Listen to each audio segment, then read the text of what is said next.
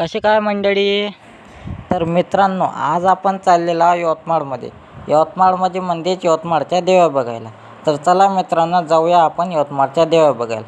हे बघा मित्रांनो, मी आता रस्त्याने चाललेला आहे, गाडीवरती आहे आणि आता आपण लवकरच देव्या बघायला जाणार आहोत. यवतमाळमध्ये एंटर करणार आहोत मित्रांनो. यवतमाळच्या जवळ आलेला आहो मी आणि हे यवतमाळमध्ये एंटर झालं मित्रांनो. हे बघा, हे पहिली देवी आहे आणि देवीचा मंडप बघा, ही देवी बघा. अशा प्रकारे देवी दिसत आहे मित्रांनो, गाईवरती बसलेली आहे. आणि हे बघू शकता मित्रांनो, मी दुसऱ्या देवीकडे आलेला आहे आणि हे बघू शकता, ही दुसरी पण देवी आहे. ही मित्रांनो तिसरी देवी आहे आपली, करवीर महालक्ष्मी म्हणून लिहिलेलं आहे ते नाव.